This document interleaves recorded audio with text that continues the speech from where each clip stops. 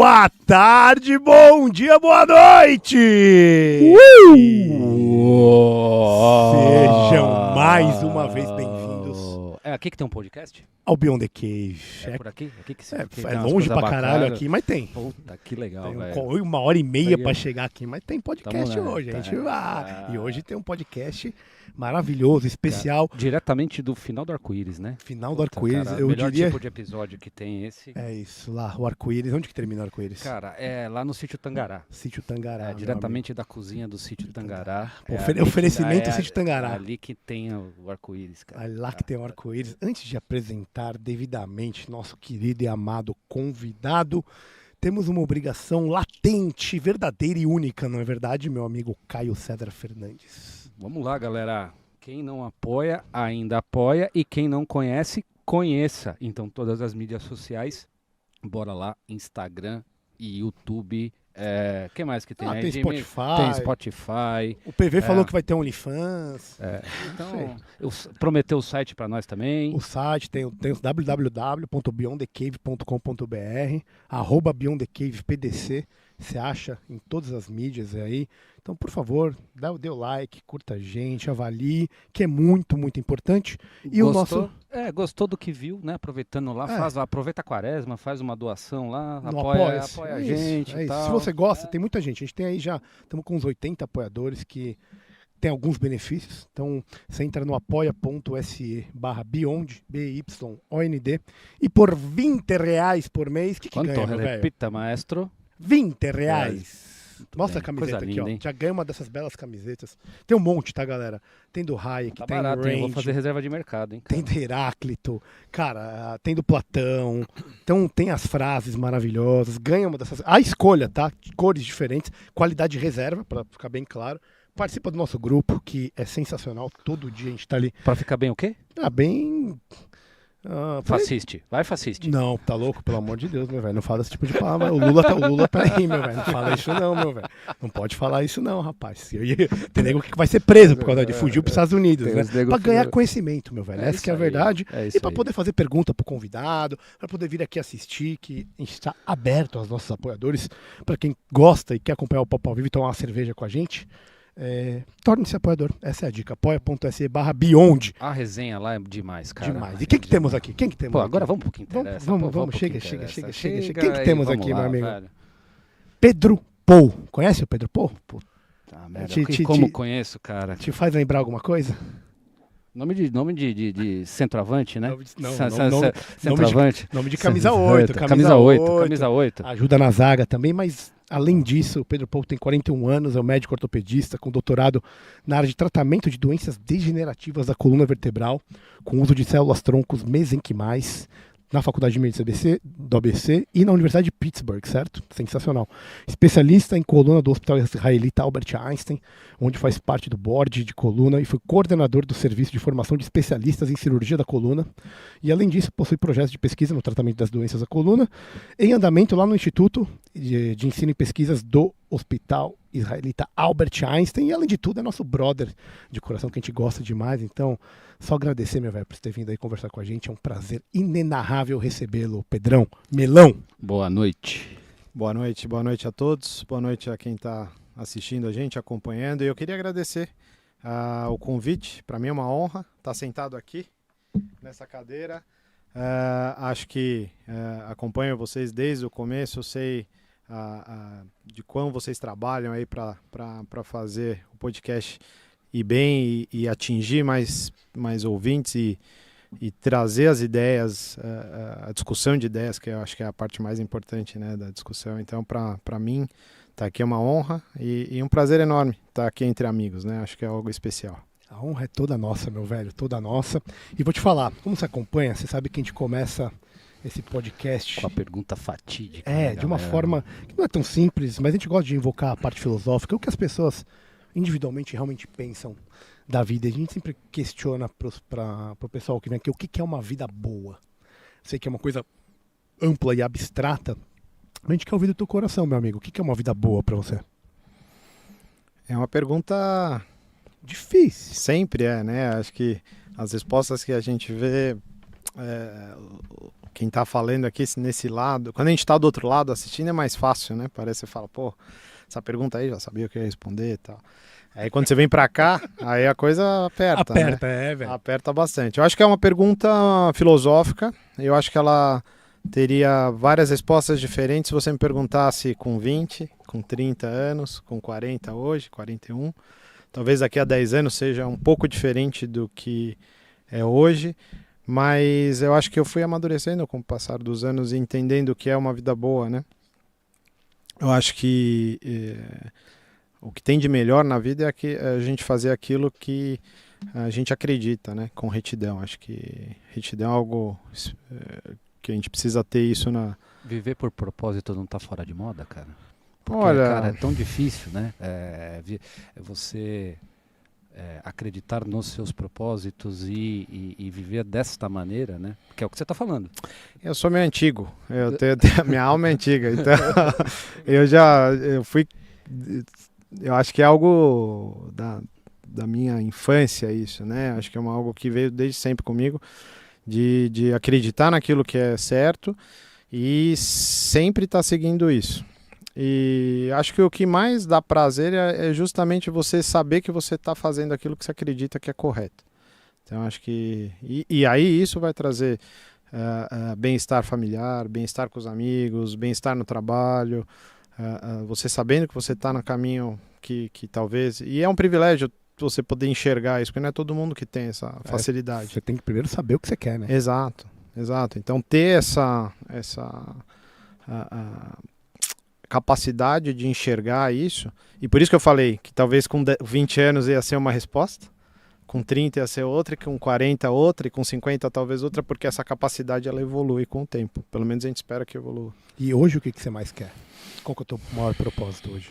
Olha, eu vou te falar que eu sou bem realizado naquilo que eu faço, e tenho um privilégio também de trabalhar numa profissão que eu amo, que acho que também é algo que não é todo mundo que tem esse privilégio, poder trabalhar com aquilo que realmente idealizou. Talvez isso não tenha sido lá atrás, quando eu escolhi ser médico, exatamente o caminho ser esse, mas eu encontrei trabalhar mesmo dentro da medicina, encontrei trabalhar com aquilo que eu realmente gosto.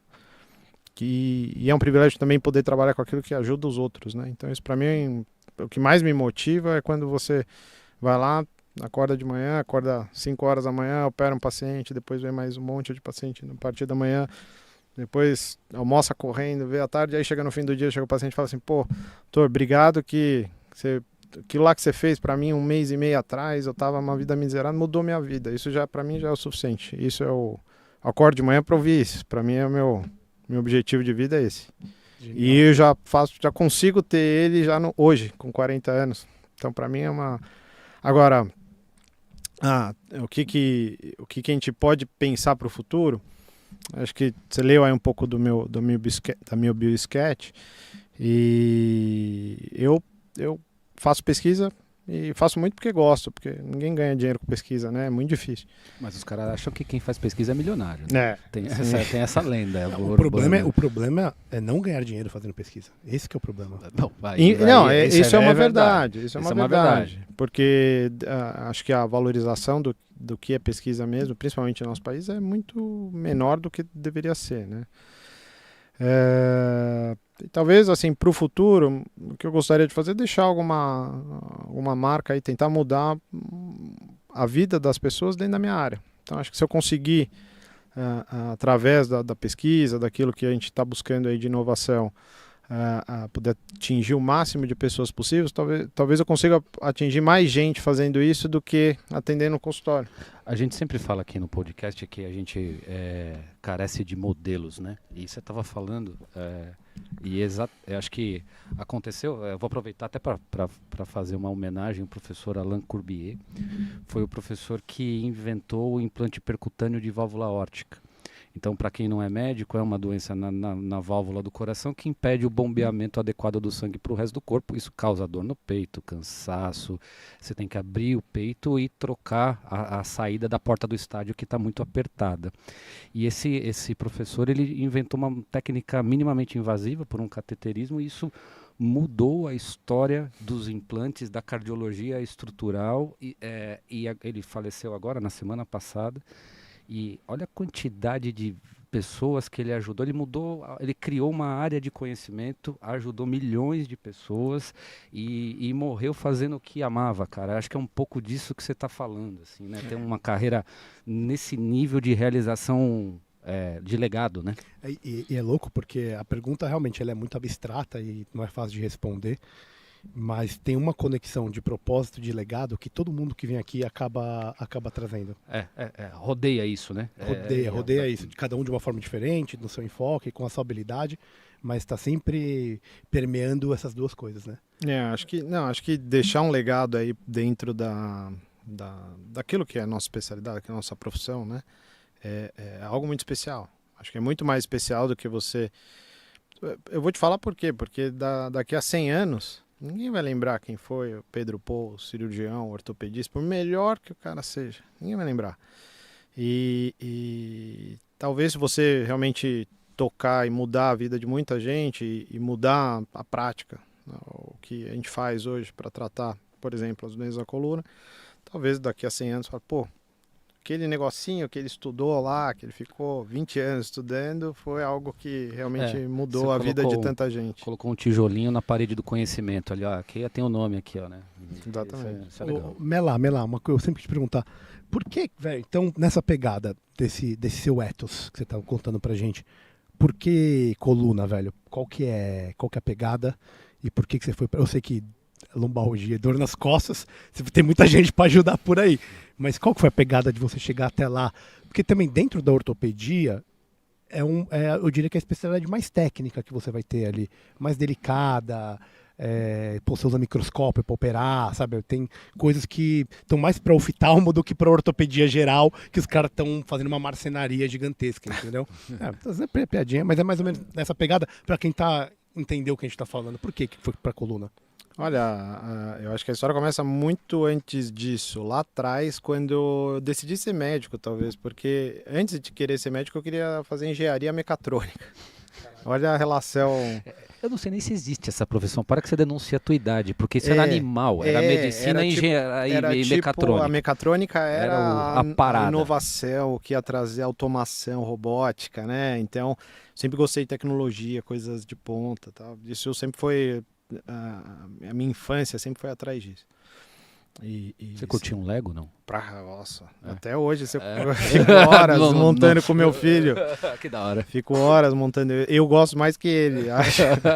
Mas de vez em quando ele tem uns rampantes assim que ele chega, pai, vamos lá montar Lego e tal. Aí eu fico louco, né? Quando acontece isso. Então eu sempre gostei de fazer muito dessa parte. E aí, determinado momento no colegial eu falei, não, vou fazer medicina. Acho que é um desafio, também era um desafio pessoal, né? Mas é algo que sempre gostei. E aí quando eu entrei na medicina até tem uma história engraçada. Posso contar? Lógico, cara, o convidado é você, tá velho. Doido? Posso contar? Você pode falar. Não, tem uma história engraçada porque quando eu nasci num... Aqui é a lei de Gil. Manja da lei de Gil? Não. Vale tudo. Vale tudo? Só não vale... Dedo no olho. Tá bom, pode ser. Depende do olho. Vamos perguntar pro Zóio. Não, o Zóio tá demais com as perguntinhas dele do Instagram. Sentou aí pra ser Eu vi. Porra, Ele é demais. Ele é demais.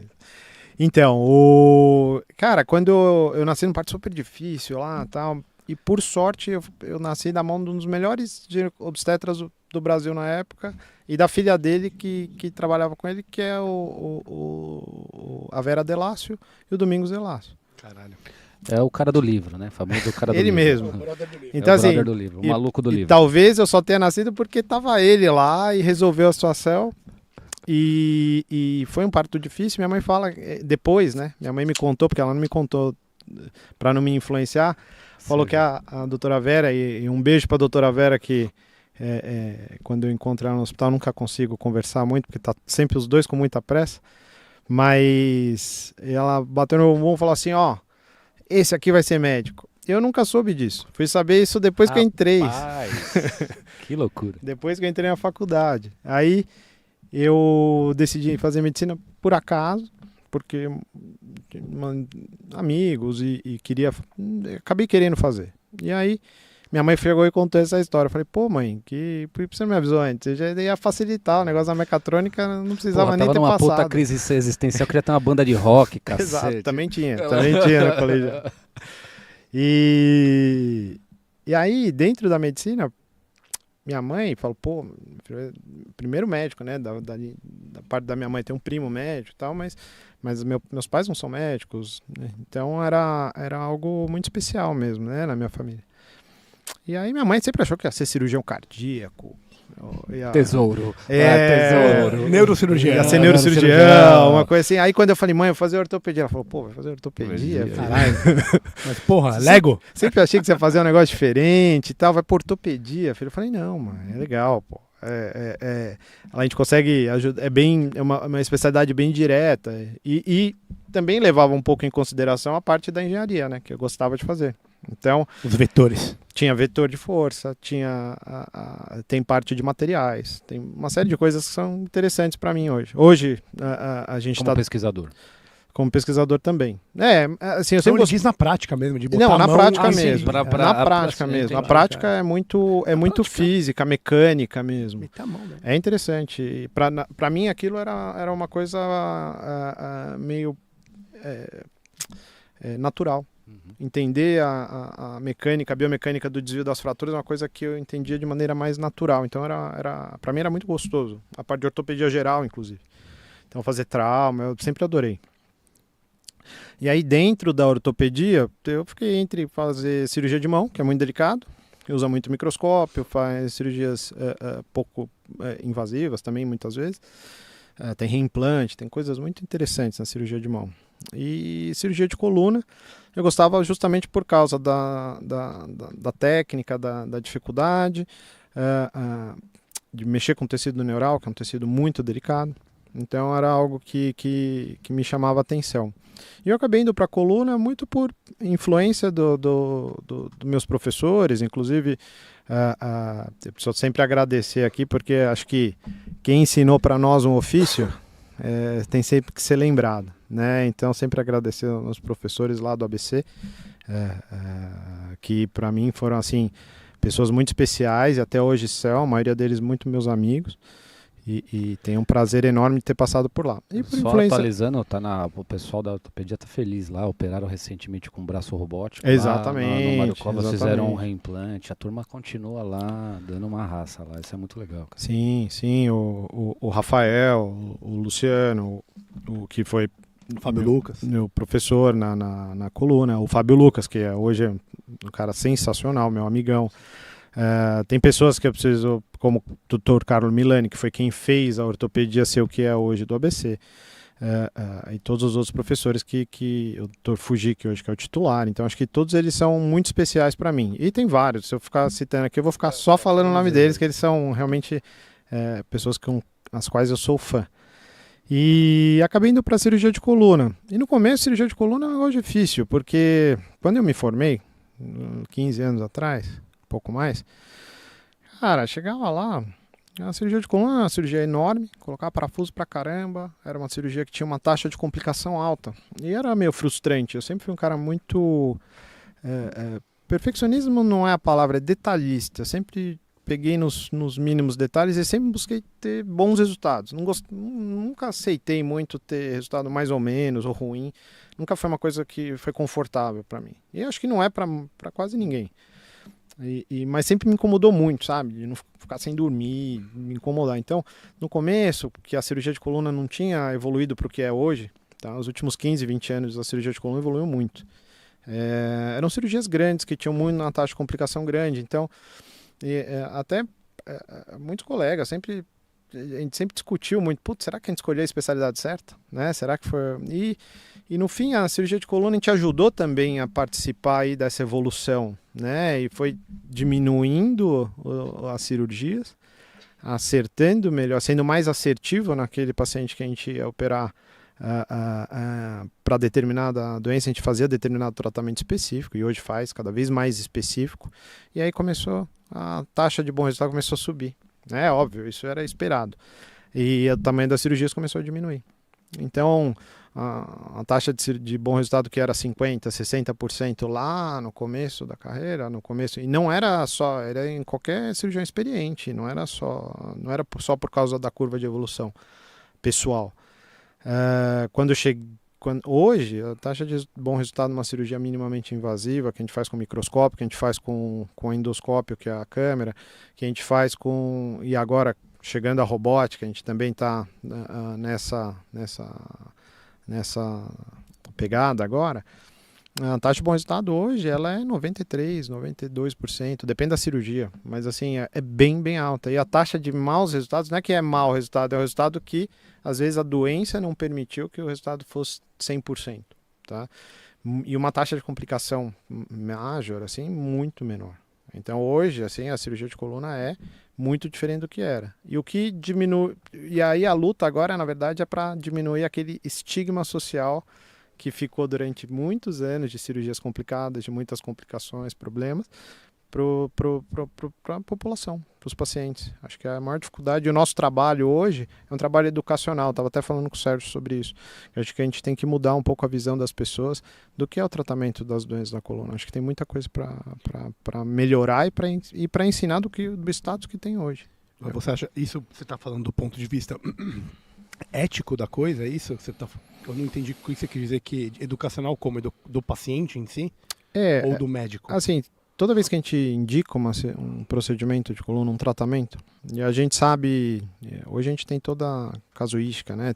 Porcentagem de resultado, a gente tem já um histórico longo aí de cirurgias que são bem sucedidas, né? Se você levantar assim, dentro de uma casuística de 100 pacientes, 95% dos pacientes cirúrgicos você vai conseguir tratar com coisas pequenas, com pequenos procedimentos, com pequenas cirurgias. 5% só você vai acabar tratando com cirurgias maiores. Talvez desses 95, com o passar dos anos, uma parte deles migre para essa porcentagem de pacientes de cirurgias maiores, mas uma boa porcentagem vai ficar vai resolver ali e vai seguir a vida bem, tá? Só que não era assim. Então a população tem um estigma, tem uma imagem da cirurgia de coluna muito ruim. Então quando você chega para um paciente e fala assim, eu sei que eu consigo tratar da coluna dele, eu como médico. Aí quando eu falo para ele que eu tenho um negócio para te oferecer, que vai ajudar você a melhorar sua qualidade de vida, etc, etc. Ele fala, mas eu tenho que operar a coluna? Não, todo mundo me fala que operar a coluna é a pior coisa do mundo, nunca dá certo. Entendi. Então, a parte educacional também inclui isso. Também inclui falar, mudou do que era 20, 30 anos atrás para o que é agora. Caminhando um pouco, né, dentro dessa mesma pegada, mas trazendo a questão você falou de qualidade de vida, e você fez o curso Zonoro, né? Você fez a especialização, depois você foi estudar pesquisa fora, você tomou o choque, né, de viver numa universidade e ver como se faz pesquisa de forma em escala profissional, enfim. Queria que você falasse depois um pouquinho disso, mas provavelmente a ortopedia e especialmente a coluna seja a área onde os tratamentos em conjunto que visam a qualidade de vida, eles começaram a ser estudados, e qualidade de vida é um desfecho muito importante, especialmente na tua área.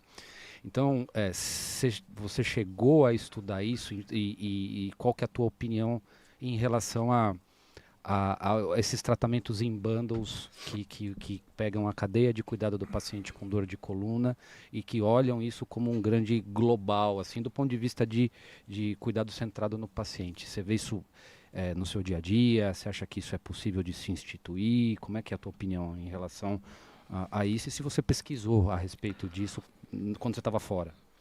Esse é o core da minha prática hoje. Se você chegar para mim e falar assim, em que é baseado os seus principais, qual que é o seu principal objetivo quando você trata um paciente de coluna hoje? É devolver a qualidade de vida, tá? E você mede isso? Com certeza. A gente tem como medir em números, e o resultado é discrepante, principalmente quando você faz medicina centrada no paciente, que é uma dos carros-chefes do hospital hoje onde eu trabalho, Tá? O Einstein tem isso como uma das premissas no tratamento dos pacientes, é o foco no paciente. Tá? Então, o foco no paciente em todos os aspectos. Tá? Desde o aspecto de acolhimento, até o aspecto técnico, até o aspecto de relacionamento entre hospital, médico e planos de saúde ou instituições de saúde.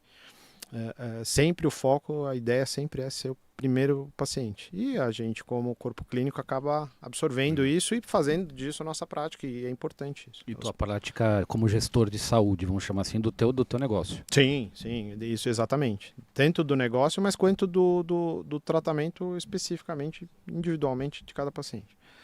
E o que você falou é muito importante. Ter essa cadeia de suporte, ela é fundamental. Não adianta ir lá fazer uma cirurgia linda e a reabilitação ser ruim, a orientação ser ruim, a medicação que o paciente tomar não ser mais adequada, a orientação pré-operatória não ser adequada. Então, a estruturação, a estruturação que eu acabei montando para a minha equipe, ter um processo desde do momento que o paciente entra em contato ou entra pela porta da frente do consultório, até ele receber a alta, que na verdade em coluna a gente quase não dá alta, a gente acaba tendo um acompanhamento mais longo, porque o paciente se operou um nível, ele tem outros 32 que podem dar problema. Então, assim, a gente acaba acompanhando e sendo uma referência para aquele paciente dentro da ortopedia, né? Ele acaba entrando muito em contato, às vezes quer saber, o que eu faço para o meu pé, com quem que eu passo para ver o ombro, e a gente acaba virando uma referência também, tem um contato muito próximo. E aí, ter essa visão do tratamento holístico do paciente, né? Enxergar o paciente como um todo, inclusive da parte psicológica, o tratamento com medicações que auxiliem no bem-estar também. Alívio da dor rápido. Psicossocial, alívio rápido da dor. Entender o status de demanda funcional desse paciente é importante. Então, se o paciente é esportista ou se ele... Eu vou te dar um exemplo bem claro, assim, por exemplo, eu tenho pacientes que chegam às vezes com uma dor na coluna, é um paciente que está em tratamento de depressão, por exemplo, e a gente sabe que para depressão o tratamento com atividade aeróbica diária ela é fundamental, né, para diminuir o uso de medicação, para o paciente dormir melhor, etc. E o paciente que entra no steady state, ele já percebeu que se ele fizer aquela quantidade de atividade física todo dia, ele fica bem, né? E aí vem uma doença, a hérnia de disco, o paciente não consegue fazer atividade física, ele entra num parafuso, ele fala, doutor, pelo amor de Deus, eu preciso resolver isso aqui rápido, antes que eu entre, eu volte a ter a mesma depressão que eu tinha lá atrás. E a gente tem que enxergar isso como uma necessidade absoluta e imediata. Eu não posso deixar esse paciente, vai fazer um tratamento e daqui a 3 meses ele já entrou num parafuso que a gente não consegue tirar mais. Demora 2, 3 anos para conseguir reequilibrar esse paciente. Então a gente precisa ter essa visão mais completa, né? E individualizar. Isso você desenvolveu na raça estudando por você próprio quando você estava fora lá? Você já tinha alguma coisa parecida? E como é que era lá? Como é o choque de você fazer pesquisa dentro de numa grande universidade? Também conta um pouquinho disso aí. Como você viu isso aí na tua carreira hoje? Isso foi importante, enfim. Foi uma experiência muito única, assim, né? Acho que morar fora do país é uma experiência única, né? Eu morei nos Estados Unidos, aí, na Pensilvânia, por 2 anos. Eu e minha esposa, a gente casou e foi. Tem um choque cultural, né? Choque da língua, porque, querendo ou não, por mais que você tenha estudado inglês, não é o mesmo inglês que você estudou na escola, é o inglês, e ainda mais o inglês técnico, então ele é muito específico.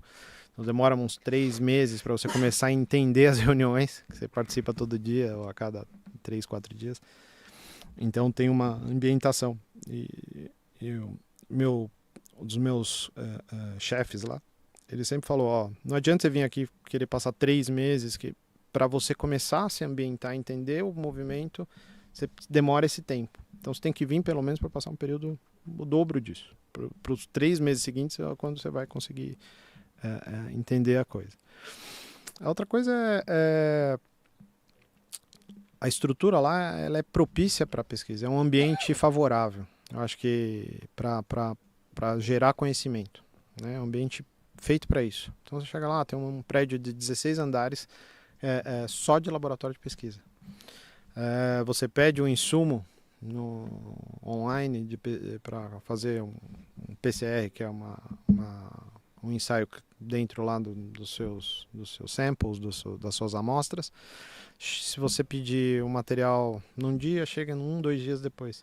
Aqui no Brasil demora 6 meses, cara. 3 meses, entendeu? 2 meses. Eu tenho feito pesquisa dentro do hospital, que é um hospital de ponta que tem toda uma Preocupação com isso. estrutura de auxílio. Então tem desde o estatístico, a pessoa que te ajuda a conseguir o grant, a pessoa que te ajuda a conseguir fazer a compra e um departamento jurídico que te ajuda com os contratos, com tudo que você precisa. Mesmo assim, é complexo de você conseguir fazer pesquisa. Então tudo demora muito mais. Então tudo tem que ser muito mais planejado. Você não pode falar assim, no meio da sua pesquisa, falar, amanhã eu quero fazer uma coisa diferente. Já não dá. Você tem que pensar lá do comecinho do comecinho do projeto e já planejar tudo do início ao fim. Tem que planejar seu ano em dezembro para o ano seguinte inteiro. Não dá para acomodar muita coisa. Então acho que a principal diferença disso é um ambiente favorável. Além disso, você chega lá, você tem um laboratório seu lá com know-how em doenças da coluna. Aí você tem um laboratório outro lá que o cara tem um know-how com célula-tronco de cordão. Aí você pega um outro que tem um know-how com célula-tronco de Mas qual é gordura. Que é? Cada um tem o seu orçamento por laboratório ou tem fonte para a universidade? Como é que é essa divisão? Cada um é privado ou é da universidade? Isso? Não, na universidade, eu fiquei na Universidade de Pittsburgh. Lá, cada pesquisador principal, que eram os principais investigadores, os PIs dos laboratórios, cada um tinha os seus grants. Tinha que ter, porque senão não conseguia permanecer na faculdade. É o que ele arrecada para os projetos dele, então ele usava como... Ele usava. A própria universidade tinha uma base de fomento. Então você conseguia aplicar para os grants da própria faculdade, mas o mesmo PI aplicava também para o grant, por exemplo, do NIH, FDA e tudo. Então eles... É uma competição, né? É uma competição. E para a indústria também, porque tem também uma escrita específica para grant. Para grant industrial, que aí entra uma parte... mercado que pouca gente sabe que existe no Brasil. Não, e é um mercado super, assim, buscado nos Estados Unidos, valorizado pelas universidades lá. O hospital hoje enxerga isso muito bem, assim, o Einstein enxerga bem a parte de... que quando você desenvolve tecnologia, né, isso realmente dá retorno para a instituição, né? Às vezes você tem 100 projetos, vira um projeto que vai virar uma patente útil, né? Mas vira. Então acho que a gente tem que começar a valorizar isso, porque a gente produz um monte de conhecimento e não registra, não faz o que... Eu gostei muito quando ele falou da preferência temporal, que tem que ser bem baixa, que você tem que planejar o ano inteiro. Porque isso me lembra a Rio Claro Investimentos, que faz todo o seu planejamento financeiro. É uma gestora independente de investimentos, né? Não cobra comissionamento nos produtos, não tem conflitos de interesse. E eles olham para o cliente de uma forma holística. Então, ele não quer saber só se você vai ganhar na ação tal ou tal, não. Ele olha, como que você precisa, o que você está pensando daqui a 20 anos. Então ele olha para você com um longo prazo extensíssimo, além de não ter esses conflitos de interesse, que é uma coisa que é rara no mercado financeiro. A maior dificuldade que a maior dificuldade é essa. Que o investidor tem. Por isso que a Rio Claro é sensacional, a gente fez questão de fazer parceria com eles. Você gosta desse tipo de assunto de investimento? Ou como é que Deixa eu só para falar para a galera o seguinte, entre em contato com a Rio Claro, porque quem é cliente aqui do BTC... Tem desconto, né? Cave, não, tem a primeira... Tem um desconto aí. A primeira consulta, a primeira reunião é completamente de graça. Isso aí. E os caras já te entregam um mini planejamento daquilo que é melhor para você, independente se você vai seguir ou não com os caras, tá? Aí tem algumas formas, tem o QR Code aí, que vai estar aí na telinha, vocês vão ver, joga o celular no QR Code, que vai estar aí para vocês entrarem em contato, ou então no www.rioclaro.com.br/BTC, rioclaro.com.br/BTC, e também tem no nosso site, vai ter a página só da Rio Claro lá, então tem um monte de informação, um monte de coisa, então se você entrar no beyondthecave.com.br, também você vai encontrar, fica a dica, vale muito muito a pena, não tenho a menor dúvida. Desculpa que eu Não, atrapalhei. não, e se quiser conhecer mais dos caras, tem um episódio com o pessoal da Rio Claro Fato. também. Procura Fato. lá Pedro no Jobim. Pedro episódio Jobim, com o Pedro cara, Jobim. papo genial. Foi Um muito abraço, bacana. Pedrão. Ele explica tudo isso que eu falei aqui agora de uma forma muito mais eloquente, bela e compreensível do que a minha. Certo? Eu te cortei, me desculpa, meu velho. Não, tinha perguntado pro Pedrão se ele gostava do assunto de investimento, dessas coisas, enfim, ou se... Quem tem muito dinheiro gosta, pô. Não, antes tivesse. Mas né? ou gosta ou delega, né? Ou delega também, né? Não, eu venho de uma família, meu avô foi corretor de valores, né?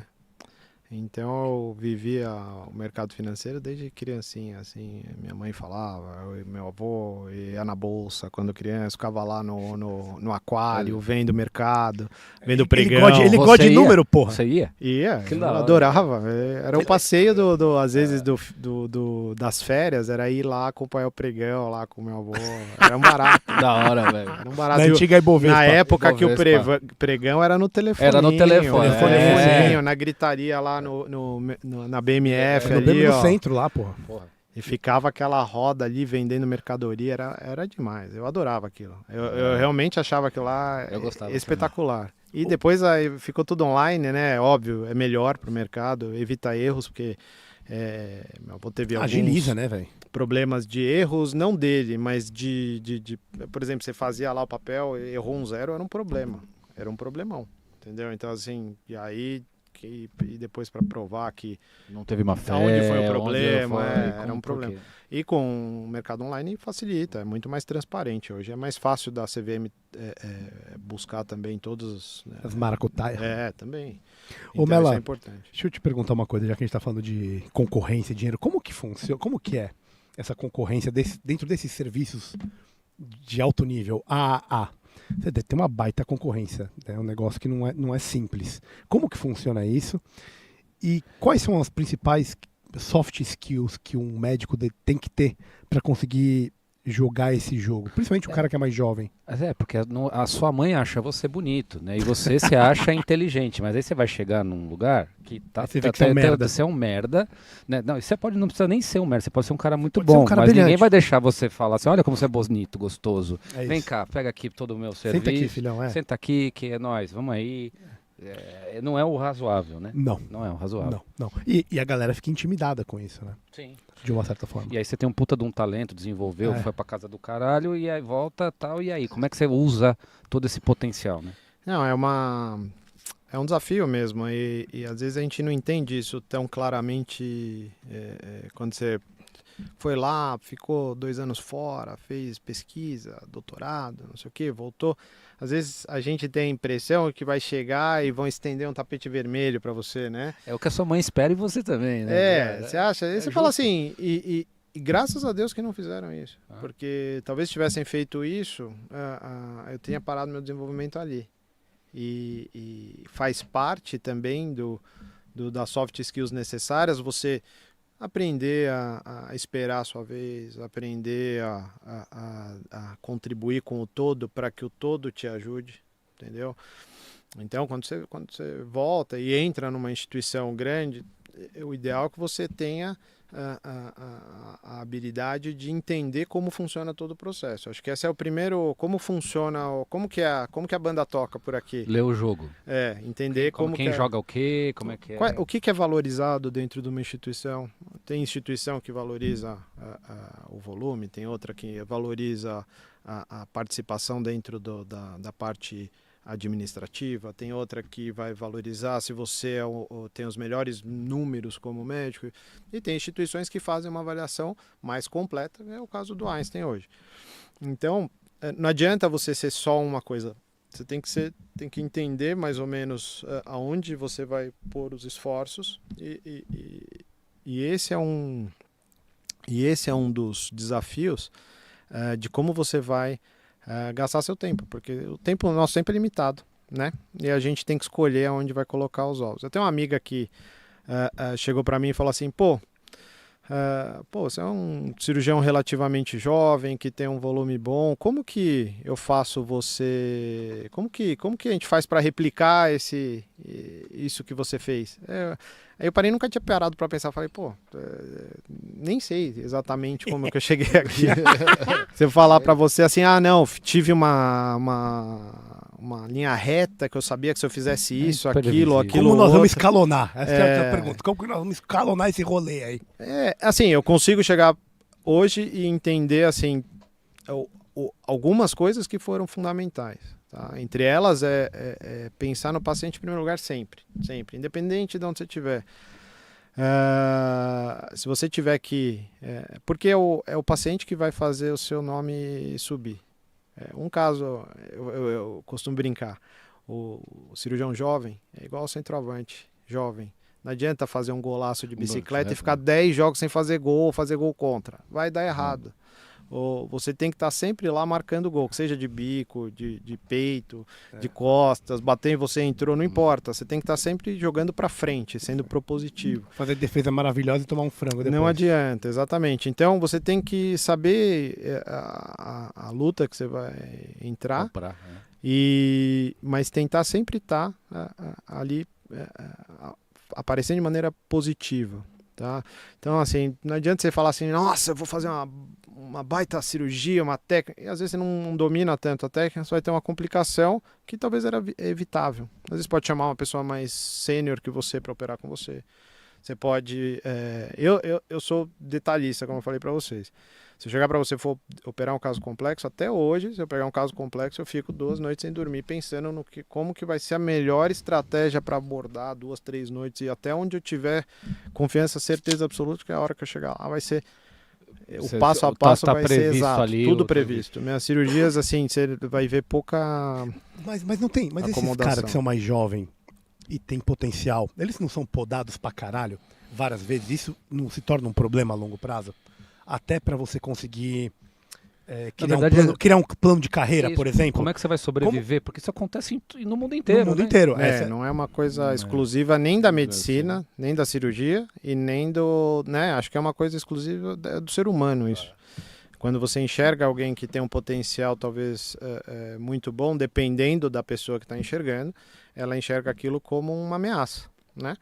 E às vezes é mais fácil cortar a ameaça pela raiz do que deixar ela crescer, porque depois é mais difícil de... Mas por outro lado... Você está matando o propósito do cara. Exato, exato. Mas por outro lado, tem outros profissionais, e aí esse é o ponto. Você tem que... vai ter todo tipo de pessoa no ambiente. Você tem que saber quem que vai te puxar para cima, quem não vai te puxar para cima, e vai tá mais perto das pessoas que pensam mais parecido com você. Eu acho que assim, ninguém tem espaço para todo mundo. Eu não vejo, ainda mais a coluna, que é assim, uma doença extremamente prevalente, doenças da coluna em geral. Então, tem espaço para todo mundo. Se você trabalha direito, por que não você ser valorizado, né? Então, isso não é uma... Eu não vejo...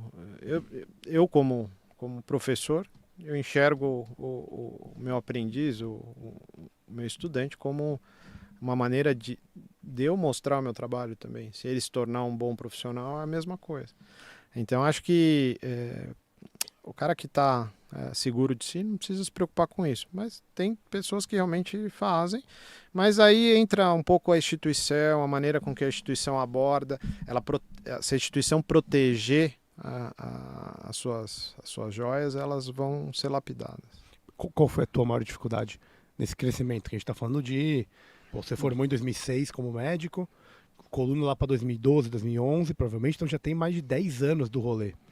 Sim. Para você, qual que foi a principal dificuldade, do principal dor? E é uma especialidade que precisa de uma galera, né? Então, assim, não dá para você, tipo, mete lá, abre o seu consultório de coluna e espera o paciente chegar, porque, cara, não é difícil, né, cara? Pra caralho. Não, geralmente você tem que estar próximo de alguém sênior. Você não é uma especialidade que você sai pronto para operar, você sai muito cru. E nisso eu tenho que agradecer e ressaltar o papel do Luciano Miller, que foi uma pessoa muito importante na minha formação. Sempre falei isso para ele e até hoje falo. A gente foi sócio por 9 anos e isso foi uma coisa importante para mim. Ele me ensinou muito. Também ajudei no processo todo da clínica e tal, mas ele foi uma pessoa muito importante para mim. Então você estar perto de alguém que você possa também se desenvolver é importante, né? Fora isso, eu acho que você tem que estar também entendendo o que é o que está aparecendo de novo, está sempre atualizado. Não adianta a gente, porque cada ano aparece uma coisa nova, né? Então, se formam falar, agora eu estou pronto, eu só vou fazer isso aqui que eu aprendi, acabou. Em 5 anos você está desatualizado, totalmente desatualizado. Então, você todo ano tem que se atualizar, tem que estar perto do que é novo. Eu acho que, respondendo a sua pergunta, o que é a maior dor, assim, sempre é o começo da inserção no mercado, numa instituição grande, onde tem muitos cirurgiões bons. Não é uma instituição que tem cirurgiões ruins. É muito mais fácil você se destacar num lugar onde você é o cara que é o único que está melhor, ou tem um ou outro só. Quando você está numa instituição que todos são referência, é super difícil você estar numa instituição desse tipo. Então, mas por outro lado, é um meio propício para o seu desenvolvimento profissional. Você está lá, você tem sempre profissionais excelentes para poder discutir, para poder conversar, entender os casos, enxergar aquilo que fizeram de certo, enxergar o que também não fizeram de tão certo, talvez o que dá para melhorar e tá buscando aí dentro disso. Então acho que a maior dificuldade de entrar num ambiente desse é a qualidade de todos que estão lá. Você conseguir adquirir um nível técnico para poder competir ali dentro. Sim, mas É isso que você fala, quando você tá lá formando os caras que são cirurgião de coluna e o cara chega pra você e fala, porra, Mela, virou teu brother lá, que vocês vão operar depois. E fala, cara, qual que é a dica que você me dá, cara? Você que tá aí depois de 10 anos, tá ligado? Porque, cara, os caras que estão ouvindo a gente, que pensam que entrar pra esse game, é isso que eles querem saber, entendeu? Acho que quem vê a gente onde a gente tá hoje não viu a Rolê. batalha. Todo mundo vê a cachaça que eu tomo, mas não vê os tombos que eu levo. A dificuldade que foi de chegar até lá em cima. Mas o mais divertido, na verdade, é a caminhada. Sim. O tá lá em cima, às vezes, Genial. eu nem tô lá em cima. A alegria mas da o que viagem. eu quero dizer Atingir, você no sentido de você estar num hospital de ponta, Sim, trabalhando com sim. tecnologia de ponta, onde você faz pesquisa e tem um suporte para isso. Isso é o ápice de qualquer carreira. Sim. Assim, Para mim é um orgulho, para mim, mas é óbvio que a gente quer sempre estar melhor, estar mais especializado, fazer coisas mais, mesmo na pesquisa, fazer coisas que vão fazer diferença, etc. Então a gente está sempre buscando melhorar, né? Mas a maior dificuldade eu acho que às vezes num ambiente desse é justamente a qualidade de todos estão lá. Então para você se destacar no meio desse, você precisa fazer algo a mais, né? Tem que fazer algo a mais, tem que ir lá. O que o pessoal não está fazendo? Não está fazendo pesquisa básica, eu fui fazer isso. Ninguém fazia, eu fui lá fazer. O que está faltando aqui? Está faltando o curso de capacitação em robótica, ou está faltando o curso de capacitação em endoscopia. E você tem espaço, sempre tem uma maneira de você começar a mostrar o seu trabalho. Mas não adianta você chegar lá e também querer falar assim, não, agora eu tô aqui, vou lá. Não é assim, nenhum lugar é assim. O pessoal corta mesmo, em qualquer ambiente de trabalho, desse jeito. uma seleção positiva também. Se você, tudo bem, a gente está falando aqui, mas também você tem que aprender, foi o que ele falou, né? Ler o jogo, saber o que você está fazendo, ter segurança. Entender o Kairos.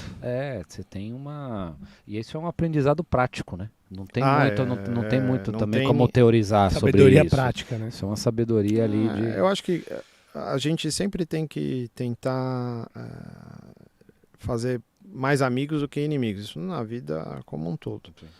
A gente não ganha nada fazendo inimizade. Nada. Não tem ninguém que se possa falar assim, eu fui... Porque se beneficiou agora, vai se prejudicar lá na frente. Não adianta. Não tem jeito. Aqui se faz, aqui se paga. Aqui pode fazer o que for. Isso acontece. Então, a gente tem que sempre tentar fazer as coisas da melhor maneira possível. É óbvio, tem horas que acaba não sendo da maneira que você planejou e as pessoas conflito, se incomodam por vários motivos, né? Ninguém é perfeito.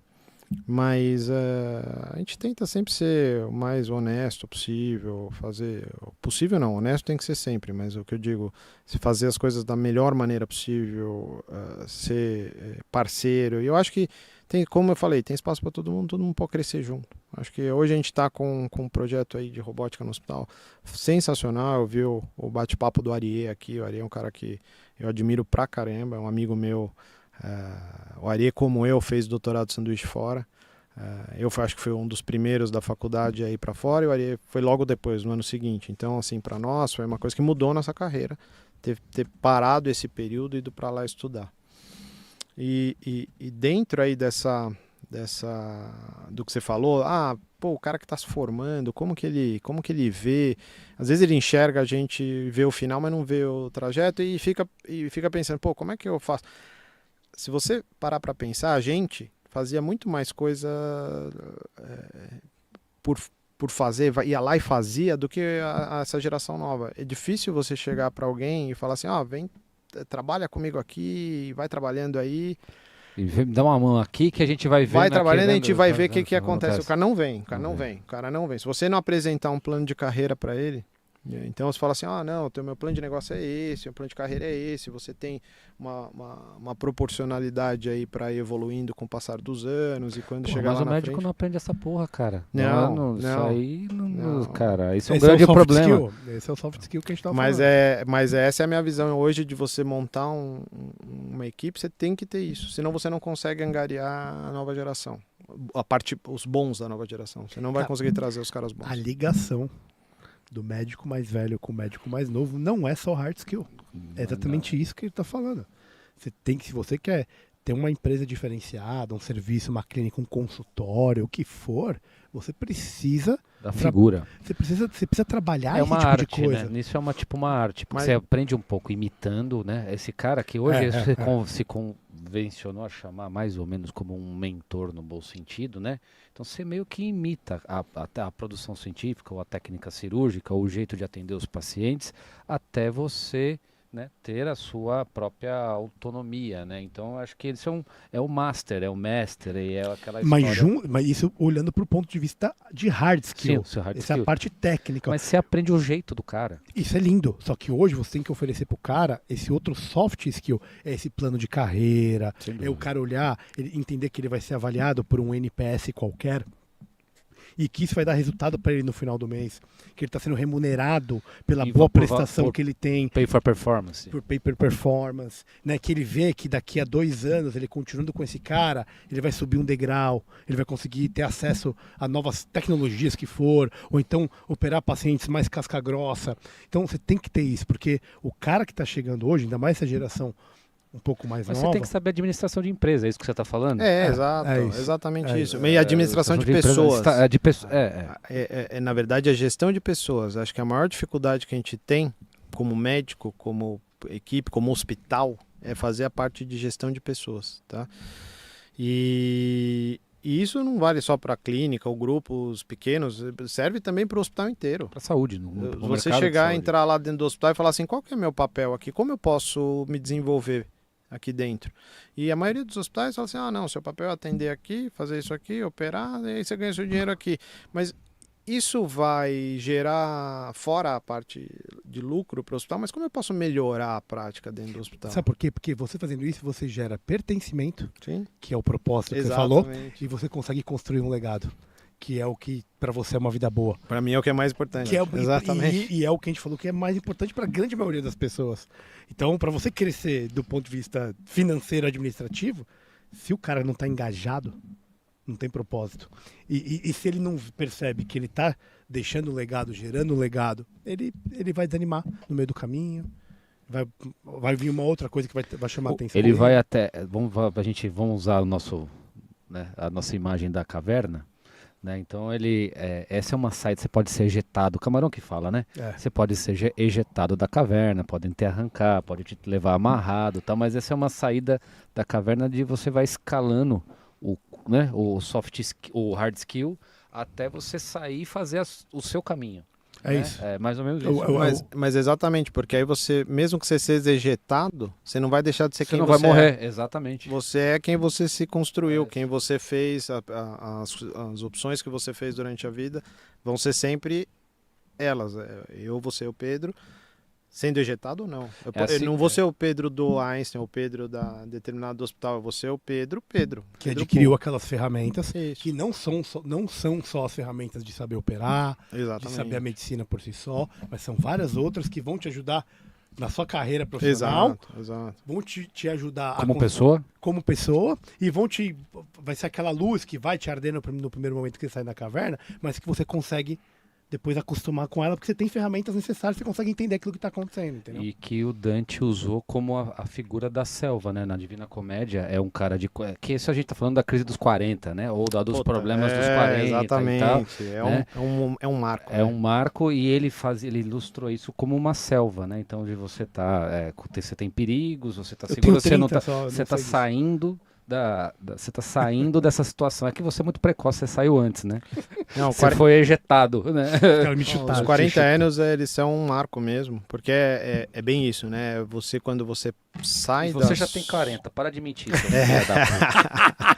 É quando você sai da sua área de formação e quando você tá maduro, e aí você vai escolher se você vai ser protagonista ou se você vai continuar. E não tem tudo nada certo. errado também você escolher aquilo que te dá mais conforto.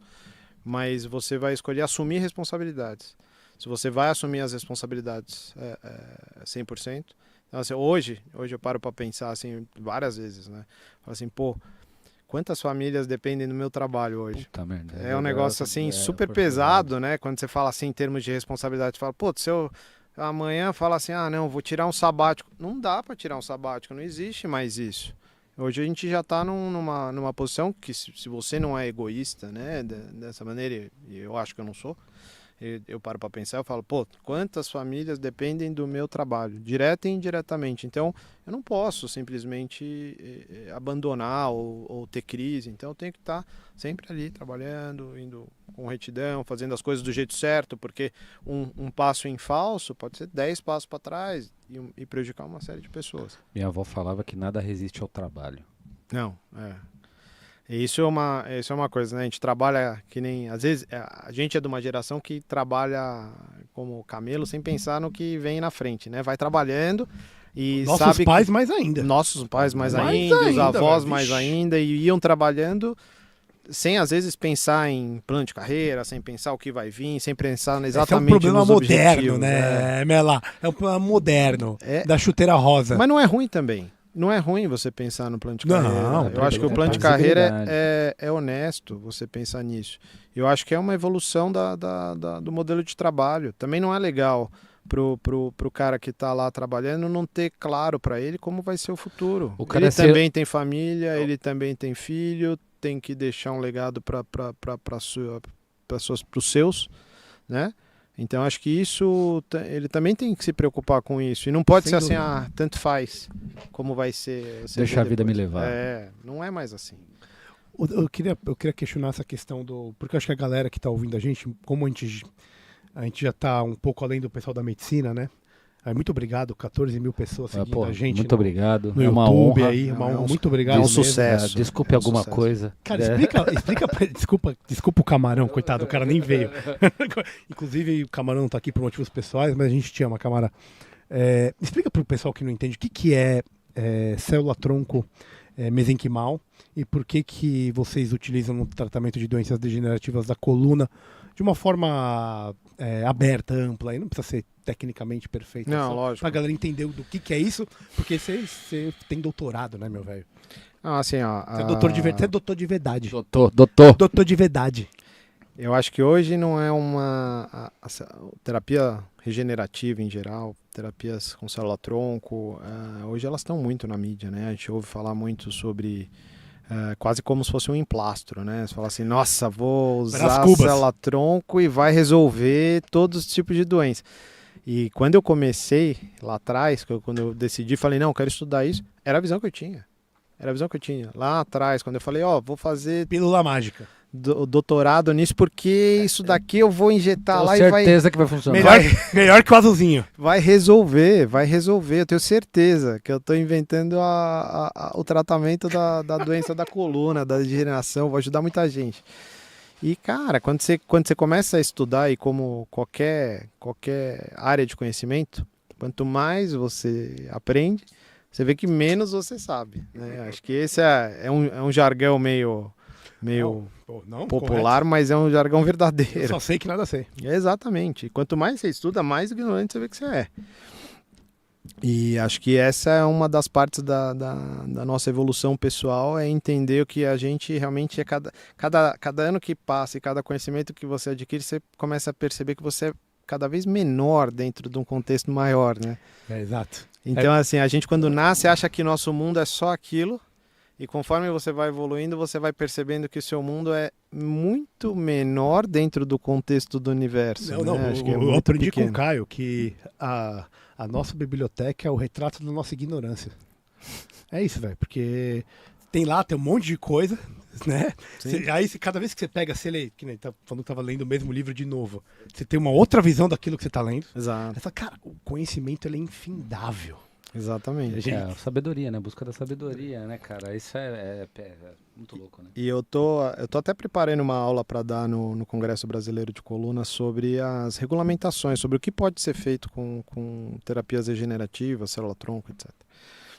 E a célula-tronco nada mais é do que as células que nós temos no nosso corpo, tá? Elas são autorrenováveis e elas se diferenciam em outras células e elas são responsáveis não só se diferenciando em células de vários tecidos, de todos os tecidos, dependendo do tipo celular, mas também em produzir substâncias que vão ajudar a fazer o nosso organismo cicatrizar, melhorar ou se curar, né?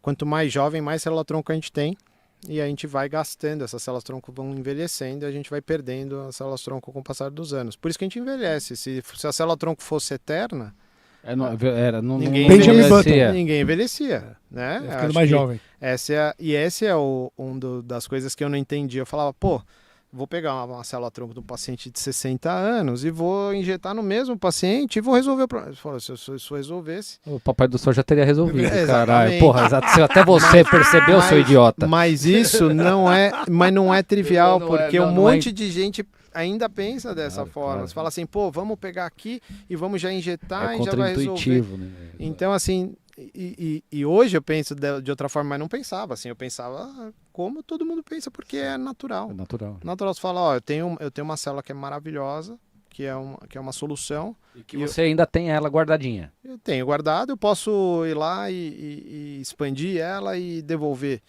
Mas o que acontece é que a nossa capacidade de healing, de cura, ela vai diminuindo com o passar dos anos e ela vai ficando limitada.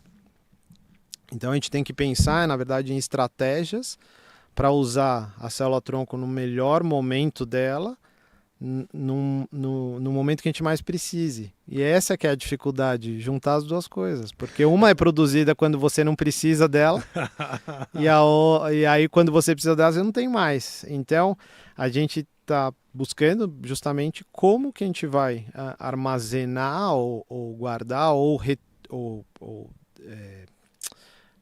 trazer a célula para aquele estágio inicial, que é isso que várias pesquisas têm feito, para a gente poder usar elas no momento que a gente realmente precisar.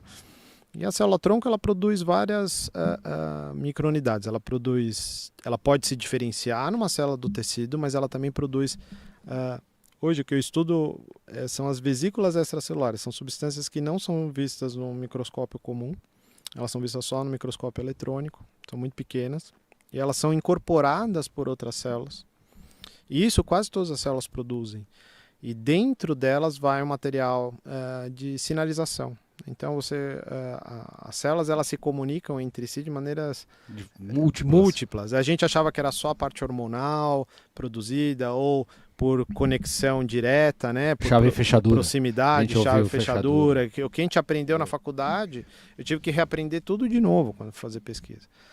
E aí cheguei lá, falaram, foi engraçado essa história. A célula esporula, né? Que é tipo um esporo, né? Exatamente. Tipo, solta um tequinho ali. Quando eu cheguei lá em Pittsburgh, o meu chefe, o vice-chairman, era o James Kang, que foi quem me convidou para ir. Conheci ele aqui no Brasil no Congresso. Por acaso. Você meteu o louco e foi falar com ele? Não, essa história é interessante também. Eu tava na R4, na Residência Coluna, E aí...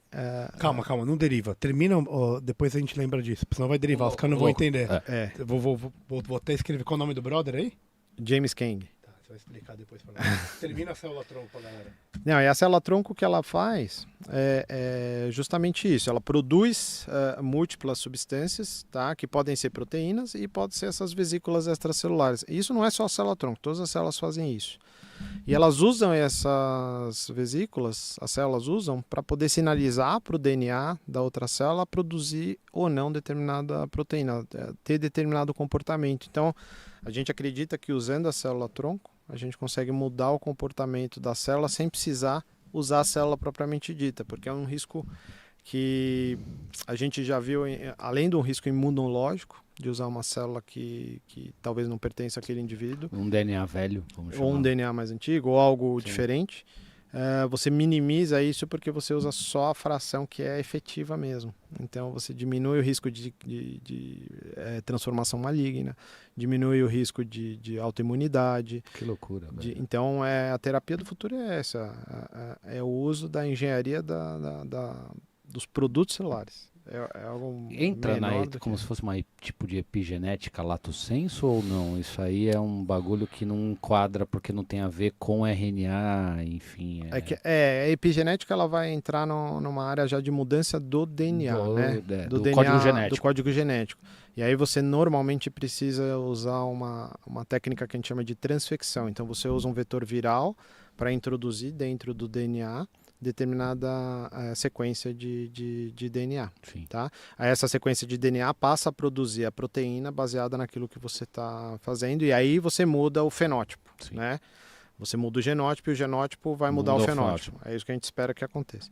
Na terapia com vesículas, não. A terapia com vesícula chega e usa o que? RNA mensageiro. Ela não tem DNA, ela só tem RNA mensageiro e microRNA. Que são partes, na verdade, transcritas do DNA. Para que elas servem? A hora que ela entra dentro da outra célula, ela vai lá e vai falar, aqui você para de produzir tal proteína, você começa teco da receita. Na verdade, ela é o interruptor. O interruptor. Ela liga ou desliga determinado comportamento. E aí é esse que é o ponto, que é uma terapia muito mais direta no alvo, né? É muito mais direta. Mas quando eu fui para lá, eu cheguei em Pittsburgh e falei, não, eu quero estudar célula-tronco. Aí chegou o meu chefe e falou assim, não, você vai estudar a vesícula extracelular.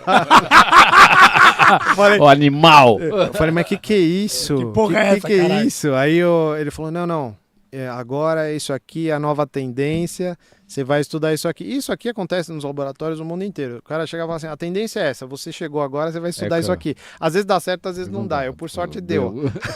Por sorte, era algo bom. E aí eu fui estudar a relação da vesícula extracelular de célula endotelial. Então, não tinha nada a ver. Aterosclerose, essa é pro meu lado aqui. Do seu lado, com a degeneração do disco. Eu fui estudar isso, essa interação. Mas isso me deu um know-how do trabalho com vesícula extracelular. Então, assim, durante a carreira, né, a gente recebe vários dead ends que você tem que escolher um lado ou outro para seguir, né? E se você parar para pensar lá atrás, acho que todo mundo tem essas escolhas que faz. E eu, por sorte, acho que eu fui escolhendo os lados certos. E aí fui chegando, não só por sorte, mas por avaliação também, você foi acabando escolhendo os lados certos. E entre isso era, às vezes, receber uma notícia que não era tão boa. Né? Você quer estudar isso aqui, mas você vai estudar isso aqui. Você quer trabalhar nisso aqui, mas você vai trabalhar nisso daqui outro. Engole o choro e abaixa a cabeça e nada. Quando eu tava eu fiz exército, né? Eu fiz um ano de exército. Essa história é engraçada. Eu cheguei lá no exército. É a história conhecida que você era o pior do tiro, né? Fiquei sabendo. Foi classificado, quase que o cara te expulsam porque você era o pior do tiro. Não atirei no chão, pelo menos. Não, era até que razoável, não tirei bem. Dava pro gasto, né? Não vou fazer piada, pode continuar. Eu ia fazer uma piada, mas eu vou me segurar dessa vez. Não, obrigado. Aí, cheguei lá eu fui pro exército para ajudar um amigo na residência e tal, e eu sempre quis fazer. Meu pai tinha feito exército quando novo, era um baita atirador no exército também, e acho que acabei herdando um pouco isso dele, como esporte. Ah, tá. Esporte, não atirador. Não, como esporte. Lá no exército. No também. exército, Esportista, isso é bom. No exército você põe um cano no camarada na mão do cara lá. Sim. né? Não, é impressionante. Assim, o pessoal. Tem um Zé Ruela, não o pessoal tem? é bem cru. Porra, Porra, servi também, mano. porra. Servi O exército, pessoal, porra. exato, você sabe. Sei, o pessoal é bem cru, é um perigo. É um perigo. Bem perigoso. Mas assim, eles tomam todas as situações para que seja seguro. Assim, a quantidade de acidente é pequena para a quantidade de gente que faz exército. Né? Claro. Mas eu cheguei lá, e esse aí, eu preciso mandar um abraço também pro Coronel Stort, que era o comandante na época lá do Hospital Geral. Te aguentava. E eu cheguei e falaram assim, quem quer ir pro campo? Eu cheguei no exército e falei, né? eu quero viver todas as experiências, né? Então, Eu quero ir pro campo. Tô indo de peito aberto. Não, ele falou, quero ir pro campo e vou de zagueiro. Vou de zagueiro, tô na humildade. o campo era quando eles mandavam os soldados do seu quartel para ir fazer o treinamento inicial e você ia dar o apoio como médico, né? Eu falei, eu quero ir. Aí eu fui. Todos os outros médicos que estavam no hospital se foram alocados. Aí quando eu voltei, cheguei lá, eles tinham me colocado como auditor do Fusex. É o plano de saúde do exército. Que é o plano de saúde do exército. Já tinham resolvido a pica de qual Puta médico que vai pariu. pagar. Aí chegou, porra, tem Quem mais vai esse pro, cara aqui. quem vai pro ambulatório, Cara, quem vai se pra não sei o que. fudeu. Cheguei lá, falei, aí eu falei, eu fui pedir uma reunião com o Coronel Stort, fui lá, bati na porta dele, Coronel, tudo bem com o Tô senhor? voltando aí. Eu fui lá no campo como voluntário, eu realmente me dediquei lá, eu voltei aqui, me colocaram no Fusex, mas eu não entendo nada de auditoria, eu sou muito bom com o paciente, o senhor podia me aproveitar na área ambulatorial, assistencial. Aí a resposta dele foi, azar militar, meu amigo. Senta e chora, meu Sempre velho. chora, Função irmão. dada, missão dada é missão missão cumprida. Aí, mas no fim, eu fiquei muito amigo dele, porque eu despachava direto com o chefe, ninguém tinha esse contato, né? Teve que aprender coisa administrativa. Aprendi muita parte administrativa, parte de como funciona um plano de saúde, a dificuldade que os planos de saúde têm com relação financeira, em todo fechamento de mês. Auditoria, tio. Auditoria. Auditoria, Então eu consegui aprender codificação, tudo isso foi um aprendizado que eu levo até hoje. E eu entendo, por exemplo, se você chegar olhar o geral dos planos de saúde, eles têm muito mais dificuldade financeira no fim do mês para fechar, porque eles têm um budget para cumprir, porque eles trabalham com budget, né? Eles falam, vai entrar esse mês tanto, eu não posso gastar o dobro de tanto. Não adianta, senão eu quebro. Então o cara, ele trabalha com aquilo que é o alocar os budget dele. recursos devidos da forma certa para poder cobrir o negócio ainda. Exatamente. Então faz parte da gestão. Então entender a gestão não é assim, o convênio também não quer autorizar, Glosou não quer tudo. fazer. Não é isso só. Entendeu? Tem muita parte administrativa mesmo. E você imagina um convênio que tem um monte de vidas. E você tem que administrar o que está entrando de dinheiro, o que está saindo, o que está autorizando, o que não está autorizando, material, etc, etc, etc. A diálise, tudo. É muita coisa para. Então, acho que foi uma vivência muito boa.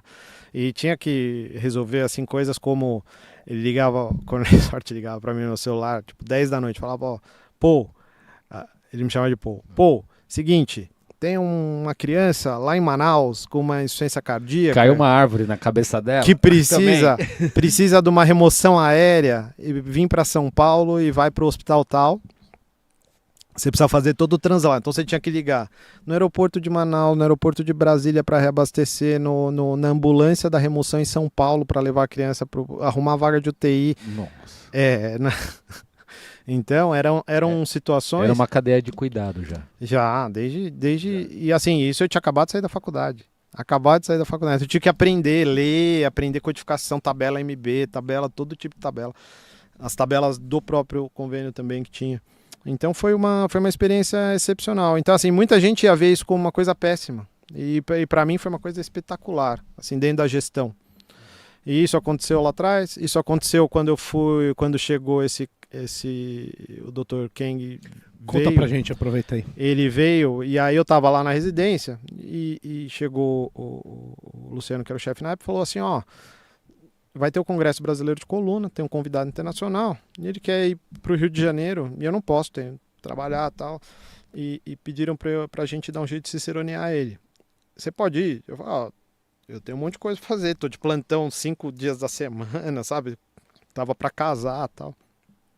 Aí ele falou assim, bom, vê aí o que eu fiz? Peguei, falei assim, não, pô, tá vindo um convidado internacional, vou receber bem. Sempre foi uma pessoa que se preocupou em ser um bom, Receber e acolher. ser um bom anfitrião. Sim.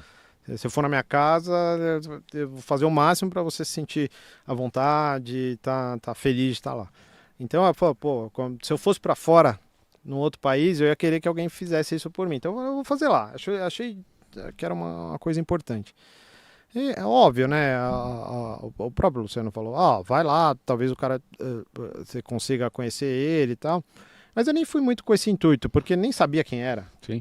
Daí ele falou assim, eu falei, tá bom, esse cara vem de fora aí, Tá bom, vamos lá. Tá, minha função é essa. Aí o que eu fiz? Troquei todos os plantões, fiz tudo.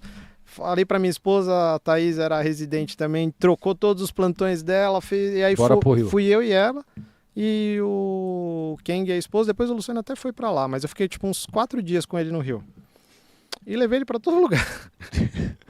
Fiz tudo que tinha para fazer lá, levei ele em segurança para todo lugar, que era importante também, porque estrangeiro sempre tem uma dificuldade, né? Numa cidade como São Paulo, Rio de Janeiro, são cidades grandes.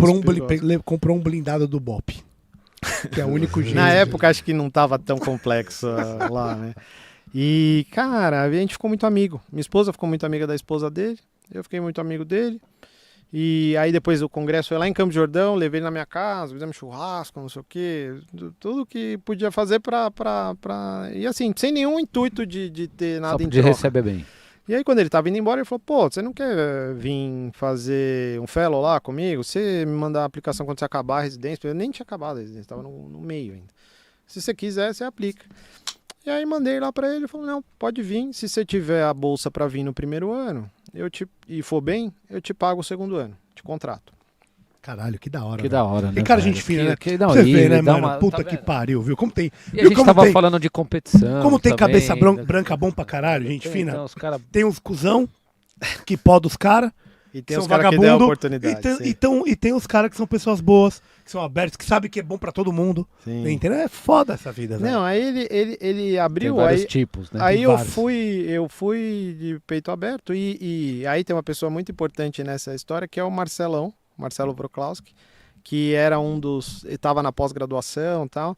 E ele me falou, pô, tem uma bolsa de doutorado de sanduíche aí sobrando. E eu tinha um currículo bom que dava pra aplicar. Aí eu falei, beleza, vou mandar um projeto, tal, fazer uns créditos antes e vou tentar. E ganhei a bolsa, foi um dos primeiros doutorados de sanduíche da faculdade e fui pra lá com a bolsa, por isso que eu consegui ir. E passei o primeiro ano lá. Eu achei que você tivesse feito isso pelo Einstein, foi pela faculdade. Foi pela ABC, foi lá atrás. FM ABC, meu amigo. Que legal, velho. Maior orgulho. E assim, te falo, eu acho que talvez se tivesse lá atrás passado em outra faculdade, mesmo que fosse outras faculdades grandes, seria mais difícil de ter essa oportunidade. Então isso foi, o ABC eu acho que foi um marco importante na minha vida. Lá eu conheci minha esposa, tive meus filhos e tenho meus melhores amigos. Então, é o final do arco-íris, né? É mesmo, pior que é. E lá eu tive as melhores oportunidades, isso eu posso falar. Não sei se em outros lugares ia ter as mesmas oportunidades. Lá eu tive as minhas oportunidades, e é isso que eu gosto de falar. Então, às vezes, e aí quando eu fui, cheguei lá, fiquei um ano, ele me contratou como professor visitante, recebi um salário no segundo ano, e tinha plano de saúde, aí tinha tudo. Tava com moral, hein? Professor visitante, caralho. Você foi bem, hein? Deve ser a vaga que tinha lá. Gênio demais, velho. Aí, cara, você sabe onde ele tá hoje? Esse cara? Ué, onde? Ele é o chairman da ortopedia de Harvard. Caralho, pica grossa. Você acha que o cara tava acomodado? Pra ele também, né? Não, tô de boa. Hoje ele é simplesmente um dos maiores referências da ortopedia dos Estados Unidos. E fui pra Boston uns 3, 4 meses. E fui na casa dele, jantei ele, a esposa e eu. Ele separou uma noite pra passar comigo, entendeu? Então, assim, foi uma coisa que é uma amizade, um agradecimento e uma E ele, para mim, é um exemplo assim, de pessoa, profissional, pesquisador, família. O cara faz tudo. O cara faz tudo. É impressionante. Eu tenho que fazer uma pergunta dos nossos apoiadores aqui, tá? Porque... Só você falar quem é. Então, Denis Xavier, que é um dos nossos integrantes, ele pergunta para você... Tudo bem, Denis? Porra, cara, porra. Que ele fala da questão, que a gente até falou disso, da ideia do material médico, do custo disso e da ética que tem isso em relação ao paciente. E na cirurgia de coluna a gente sabe que o material é... Vocês estão falando de OPME? OPME. Tá. Ele diz, do MatMed mesmo. Tá. E existe uma questão ética. Como que você lida com isso? Porque também existe uma escala. Existem vários pacientes. Você mesmo falou dependendo de onde você tá, não dá para todo mundo ter tudo. E é uma cirurgia relativamente cara. Não, a cirurgia de coluna é uma das cirurgias de maior custo que tem, né, dentro da ortopedia. Ela é, além de cara, ela, dependendo da indicação, ela vira 2, depois vira 3, depois vira 4, e assim, é uma progressão geométrica de custo, né, além das complicações que podem acontecer. Mas assim, indo um pouco atrás, a parte ética... aí é um paralelo que eu sempre faço quando me perguntam isso. E eu falo isso bastante para os residentes, para as pessoas.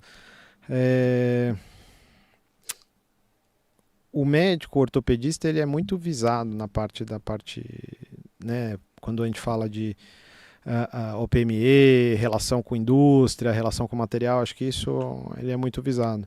E tem muito profissional extremamente honesto. Tá? Extremamente honesto, eu conheço um monte e consigo te falar. E eu acho que a questão maior, na verdade, porque a questão financeira, ela não está só no material, ela está até na indicação. Eu tenho lá um paciente no seu consultório que tem condição de pagar particular. Isso é uma realidade que a gente tem dentro do Einstein. Tem pacientes de todos os tipos, mas tem uns pacientes muito privilegiados. E o paciente tem condição de pagar particular e ele confia no seu trabalho, porque você é um médico de referência, de uma instituição de referência, ele confia naquilo que você diz. Se você não tiver ética, você indica uma cirurgia que o paciente talvez não seja a melhor opção para ele. E você vai ganhar dinheiro com isso. E não tem nada a ver com o material. Você entendeu? Então o material... O dano é o mesmo. O dano é exatamente o mesmo. Não é... Então o material ele é só uma maneira de que as coisas se exteriorizaram da perda da ética. Mas se você não tiver o paciente como seu foco número 1, não importa se vai ser com material ou sem material, se vai ser com a indicação, se vai ser... Isso no fundo não vai fazer diferença. Você vai ganhar uma vantagem secundária e que o seu objetivo número 1 não é o paciente, e sim aquilo que você está ganhando. Como você vê, dentro desse mesmo escopo, o treinamento, por exemplo, vamos falar de material, né, que esse é um assunto delicado, mas, por exemplo, quando você tem uma tecnologia e você está trazendo isso e você precisa ensinar ou aplicar, mostrar aquela tecnologia para o médico. E muitas das pessoas que estão no meio falam o seguinte: eu não tenho como me atualizar, eu não sei como usar aquilo ali. Tem uma broca tal, tem uma parada tal, tem que fazer não sei o quê. Então isso precisa de um treinamento. Né? Então muitas vezes esse treinamento ele é financiado pela indústria. Você vê isso como uma coisa ruim, né? Ou você vê isso como uma coisa necessária, porque senão eu posso não ter acesso a avanços tecnológicos, quando digo meu paciente, porque eu não estou treinado o suficiente, porque eu preciso ir para, sei lá, Holanda, fazer um negócio específico e aí eu não consigo oferecer esse material para o paciente poder escolher economicamente, se ele pode... Planos de tratamento, né? Opções de tratamento. Né? A relação com a indústria, acho que ela existe não só em várias áreas da medicina, mas como em várias profissões, né? Tudo que gera tecnologia traz inovação, só que por outro lado também traz aumento de custo, aumento do custo da cadeia produtiva, etc. Essa relação ela tem que ser regulada. Tá? Então acho que a minha visão assim, não acho que é ruim, porque muitas vezes nos Estados Unidos tem muita gente, muito médico, que vende patente para as empresas. Sim. Tá? O cara vai lá, desenvolve uma haste e fala assim, agora é com você. Eu precisava de uma haste assim, assim, assim, eu desenhei, ela está aqui, você quer comprar? Aí ele vai lá e vende para a empresa e coloca no mercado e é uma inovação. Não deixa de ser uma inovação. Isso a gente não tem aqui, né? Essa relação com a empresa a gente infelizmente não consegue ter aqui de desenvolvimento. Eu quando era R3 eu ganhei uma... O Fábio Lucas, que era o chefe, eles propuseram uma premiação para quem fosse o melhor residente de nota de todos os residentes. Eu fui o melhor residente de nota e eu ganhei 7 dias na Clínica Campbell em Memphis. E lá eles têm uma relação com a produção de novos produtos, os médicos têm. Direto. Os meus são inseridos no negócio. Dentro assim. do programa. Então isso é muito mais natural, né, lá. Aqui a gente não tem essa relação, acho que a relação acaba sendo muito mais comercial e de treinamento. Tá? E o que é importante não primeiro, é sempre estar sendo gerido pela ética, e isso a ética é pessoal, é de cada um. A gente não adianta querer inventar. Porque o ser humano, isso não só na medicina ou na ortopedia, mas em todas as áreas. Se o cara não tiver ética, ele dá um jeito de burlar. Dá um jeito de burlar a licitação pública, dá um jeito de burlar isso, burlar aquilo, burla também. Se o cara tiver ética, esse cara aqui tem o que ele acha certo, o que não acha, e ele segue aquilo lá. Tá? Então ter o paciente como foco número 1 é sempre a primeira coisa, tá? O bem do paciente, tá? Independente de qualquer coisa. Segunda coisa, meu relacionamento com a indústria, eu vou ganhar lá para fazer um treinamento, fazer isso. Não tem problema, desde que isso seja regulado. Você declare, fale, eu tenho uma relação conflito de interesses, então eu não posso, por exemplo, ser o responsável pela compra de determinado instrumento no meu hospital, porque eu tenho conflito de interesse. Eu vou falar para o hospital comprar um aparelho que eu sou patrocinado para... Ou eu sou speaker eu sou speaker do cara, então não tem sentido, entendeu? Óbvio, a pessoa pode ser um facilitador, mostrar tecnologia, fazer esse trabalho é natural, faz parte do trabalho do speaker, mas não de ir lá e fazer a análise e fechar o negócio, não pode ser ele que faz. Entendeu? Agora, se ele vai lá fazer um treinamento, ele tem que ir lá, tem que declarar para a sua instituição. Falar, eu fui lá fazer esse treinamento aqui, porque eu acho importante esse tipo de coisa. Recebi esse apoio, recebi passagem, recebi o curso. E tá tudo certo. Não tem problema, desde que seja declarado, seja falado. O que não pode vamos lá e não falar nada, entendeu? Fingir que não está acontecendo nada, porque pode não ter problema nenhum, mas fica a margem para desconfiança, que não é bom. Sem dúvida. Então a gente tem que ser sempre transparente naquilo que faz. Excelente, muito bom. Mais uma pergunta do apoiador, Daniel Oliveira. Como que você vê os tratamentos alternativos para a coluna versus a prática baseada em evidência?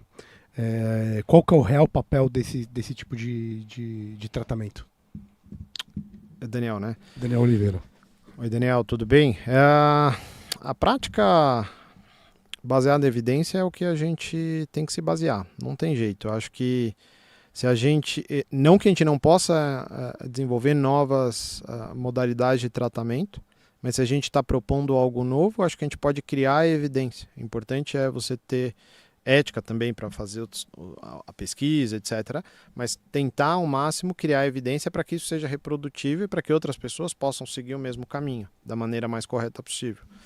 A gente tem uma gama enorme, né, de tratamentos aí, inclusive off-label, por exemplo, uso de canabidiol, uso de... tem N terapias manuais que se faz.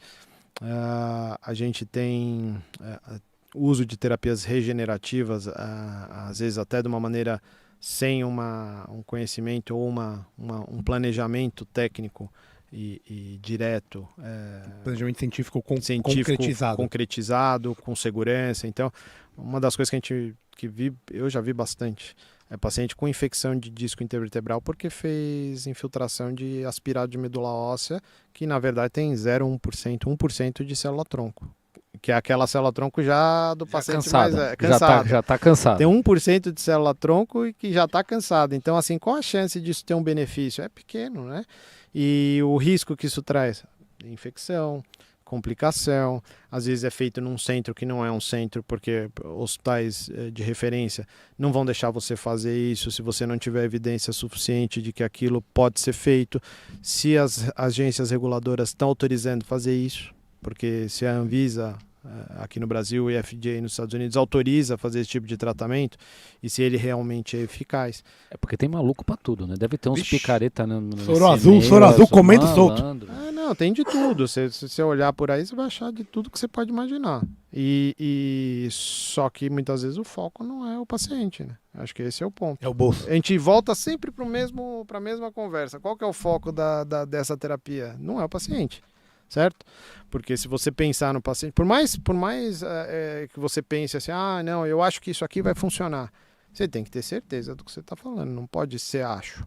Não se testa acho no paciente sem ele saber que você está testando, vendendo produto.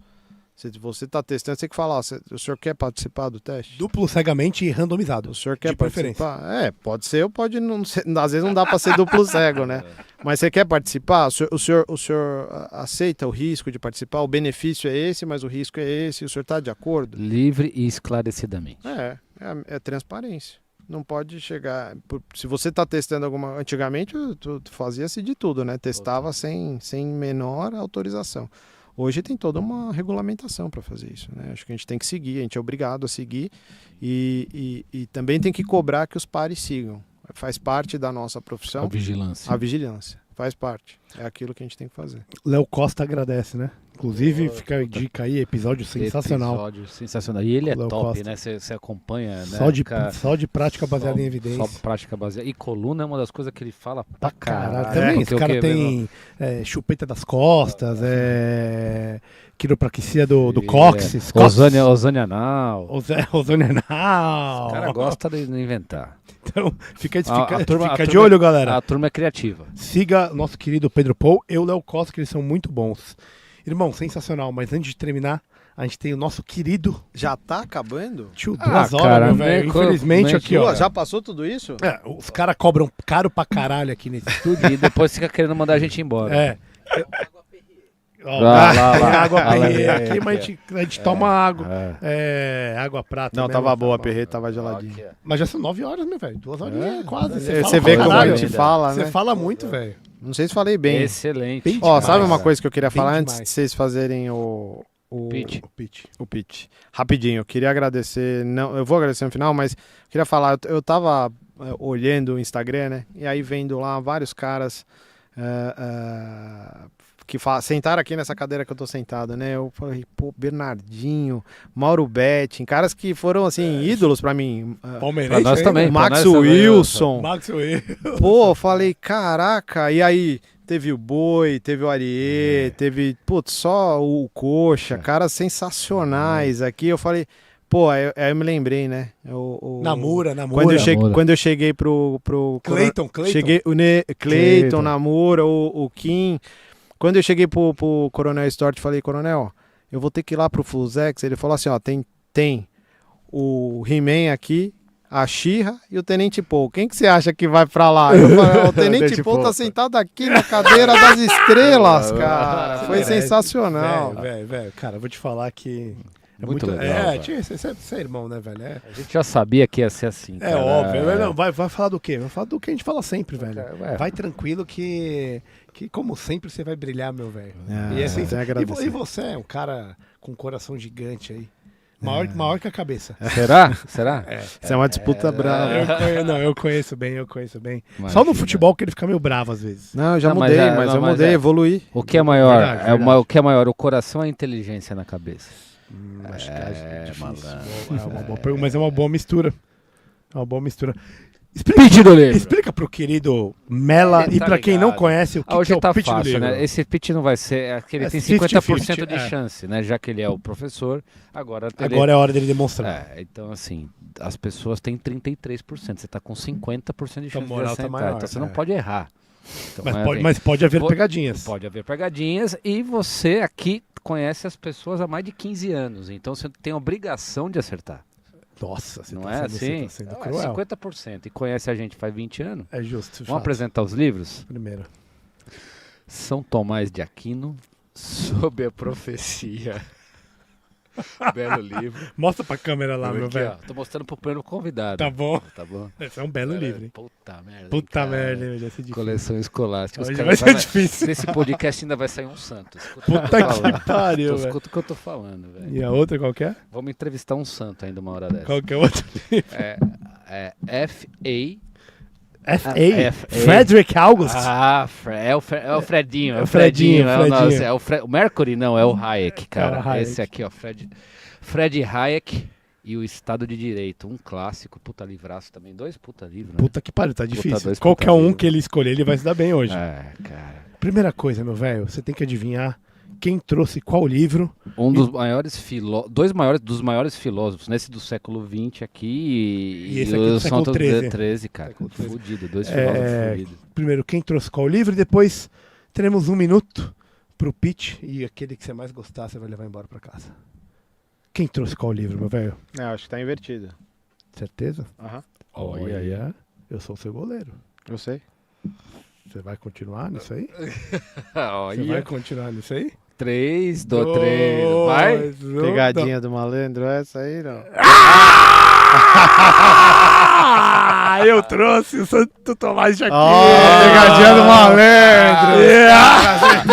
O bom aluno tirou 0. E eu falei, eu sou seu goleiro. Foi pegadinha goleiro. do malandro. Eu sou seu goleiro, eu falei pra ele, confia no pai. É quando eu falo, sai da frente, que vem joelhada. Senão nas costas. Começa aí, Caião, então, vai.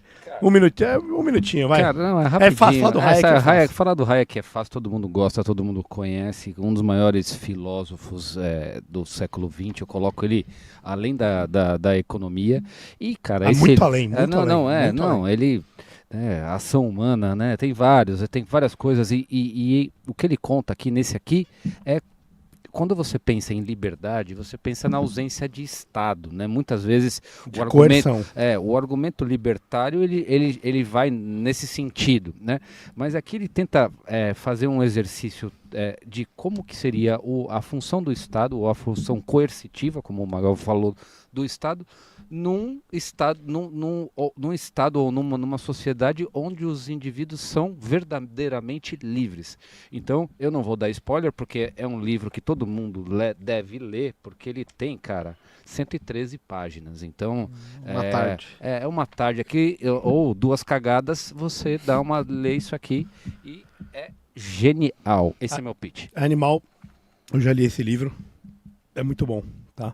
Fica a dica, mas sempre temos algo melhor, né? Eu amo Hayek, e aqui não é uma comparação de Hayek com Tomás de Aquino, não, longe disso, mas cara, você é um cara extremamente racional, tá? Tá apelando pro coração. É óbvio. E esse cara é um cara que ele explica Deus através de Aristóteles. Então, ele consegue entender que a razão e a fé, elas são complementares. E elas não são excludentes. O que é algo que hoje as pessoas não entendem mais por causa do modernismo que a gente vive. E o propósito existencial é a lei natural, que é a lei, no final, a lei divina. Então eu estou te trazendo um cara que pega Aristóteles, tá 300 antes de Cristo, e consegue juntar com a ideia cristã.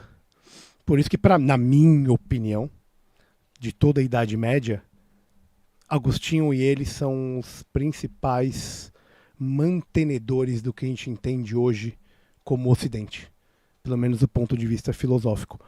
E aqui ele fala sobre a profecia, sobre aquela antevisão, sobre aquela sensação que você tem, que você sabe alguma coisa. Vai conseguir resolver a equação. Você já sabe que o problema está certo, é só questão de demonstração. Exato. Às vezes você não consegue demonstrá-la racionalmente, porque ela está muito além do que aquilo que cabe em você. Então, meu velho, além de ser Chato, além de ser bilíngue. Acho que isso é meio chato. Bilíngue, então? Ah, por isso que ele é grosso? Então dá pra cagar tranquilo Exato, também e ler numa boa. Esse é meu pitch, meu querido Mela!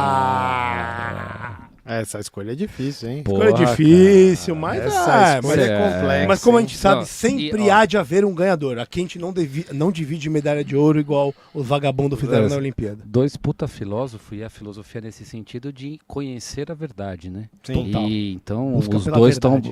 os dois têm o mesmo exercício, um na economia e o outro na teologia, mas é o mesmo Não só exercício. na teologia e na ética. Não, e na mas a verdade é epistemologia. para todos os campos, né? Esse aqui isso. chegou pela teologia, esse aqui pela... Eu acho que os dois são muito atuais, né? Acho que falam de coisas muito atuais, vocês escolheram a dedo.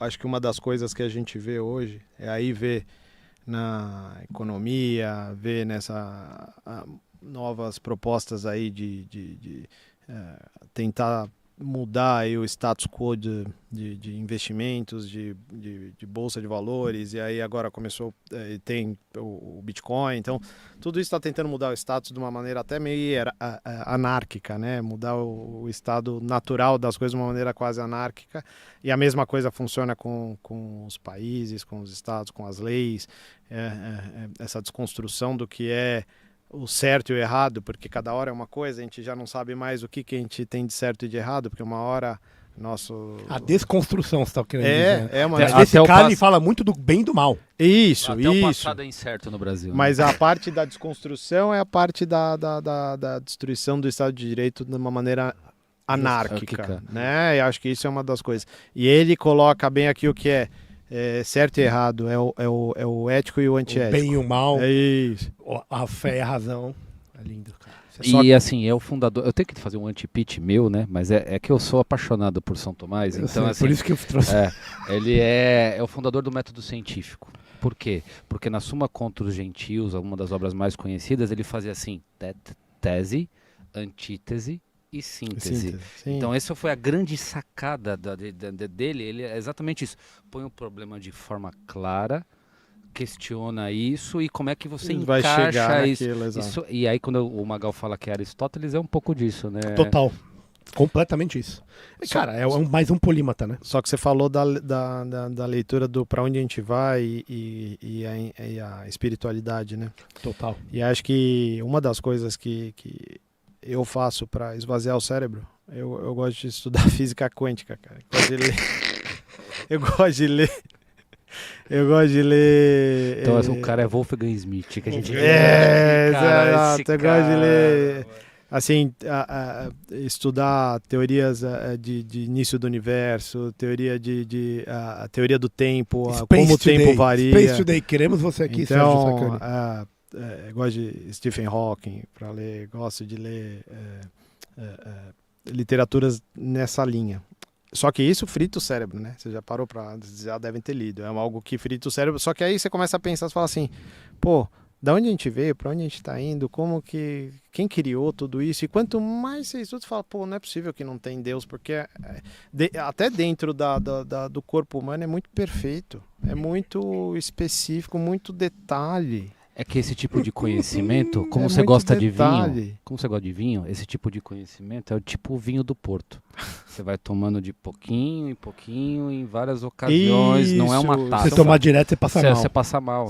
São Não é o momentos conhecimento específicos, que não é feito para você. É um tomar livro de detalhe. cabeceira que você acorda às 3 da manhã, não consegue dormir, dá uma lidinha para dar aquela funcionada e voltar. Para de enrolar, quem que você vai levar? Duro de escolher, né? Mas, irmão, aqui é Corinthians, cara. velho. Ó, o Sérgio tá cobrando bandeira 2. Pode Corinthians, mano. Os caras são foda, velho. Eu acho que pela maneira com que as coisas estão se desenrolando hoje, eu vou ficar com o Estado de Direito. Não acredito, velho. Apesar de você achar Não que eu acredito. apesar de você achar que era jogo ganho. Péssima escolha. A campanha de 2024 do papai aqui tá irrepreensível. As últimas duas eu ganhei. É lógico, não tava. Então você tem que vir trabalhar pra ganhar, velho. Gente, queria agradecer aí o convite. Para mim foi realmente uma honra. Eu acompanho vocês. Nunca imaginei que ia ser convidado. Espero que tenha sido proveitoso. que brincadeira, que a gente tenha falado Mela. sobre coisas mano. boas. Se se tiver pelo menos um momentinho que vocês fizerem um especialzinho ali pra colocar no Instagram, já vou ficar feliz. Não, a gente vai fazer todo, que nem todo, a gente vai fazer bonitinho. Você vai receber Se um monte tiver alguma coisa aproveitável do que eu falei, eu já fico muito feliz. Muito. Ela tem muita coisa E aproveitável. acho que- Você é um cara extremamente... É por isso que você tá sentado aí, brother. Vocês são pessoas espetaculares por estarem dando uma visão diferente, porque a medicina, a gente tem uma visão totalmente diferente agora e do que é o médico. Nunca teria essa oportunidade de mostrar o que a gente pensa. A gente muitas vezes vai lá, fala, dá uma entrevista, fala sobre coisas técnicas, mas nunca sobre como a gente é no fundo, né? Então Isso é é. algo no nosso fundo interior, de verdade. Então isso é uma oportunidade única e eu agradeço vocês, tá bom? Parabéns por isso. Ouviu? Apoia-se. Fala aí, Magalzinho. Apoiem. Apoia.se/Beyond. Opa, sujou o microfone aqui, professor. Mas E coisa é rápida nóis. aqui, ó. Mas R$10 resolve. A barra Beyond, BYOND. Mela, eu queria te falar, cara, que eu gosto demais de você. Você sabe disso há tanto Eu tempo. agradeço. Eu Tive que adoro aguentar você. as merdas que você fez na zaga lá. Me deu muito trabalho. Mentira, o cara jogava bola pra caralho, joga ainda. Inclusive, vamos ser campeão na PM esse ano. Sim.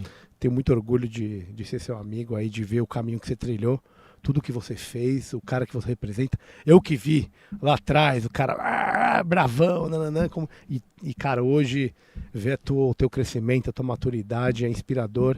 Você tá de parabéns, sensacional pela família, por tudo que você construiu. Desejo o maior sucesso do mundo para você. Saiba que você tem amigos aqui, que você pode contar com a gente em todos os momentos que estaremos ao seu lado.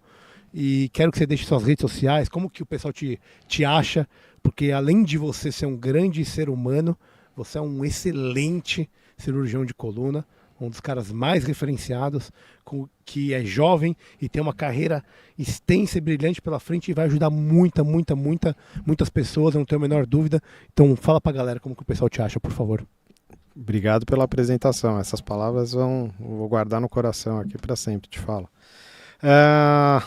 Eu não tenho grandes redes sociais, eu tenho um Instagram que tem todas as informações sobre minha atuação, que é o Dr. Pedro Paul, @Dr. Pedro Paul, POHL no final, POHL. E o LinkedIn, se você procurar lá Pedro Paul, vai achar também. Tem todo o meu histórico, etc. Então, e eu tô aberto aí, se vocês procurarem na internet, vão achar meu e-mail, podem mandar e-mail, eu respondo mensagem, respondo e-mail, respondo do celular, todos os meus pacientes têm meu número de celular pessoal. Isso é uma maneira de você medir o seu sucesso, né? Se o paciente não ficar te ligando toda hora, quer dizer que eles estão bons, pô.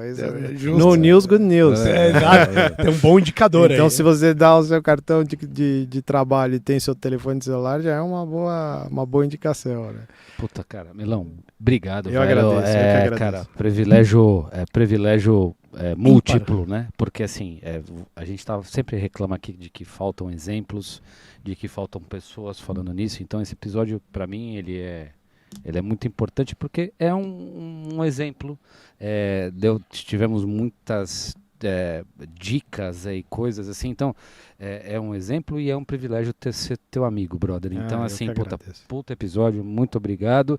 E você é parceiro, a casa é aberta, a hora que você quiser, você tá aqui com a gente. Obrigado mesmo. Obrigado a vocês. É isso, galera. Esperamos vocês semana que vem. Até a próxima, meu amiguinho. Tamo junto. Tchau. Tchau.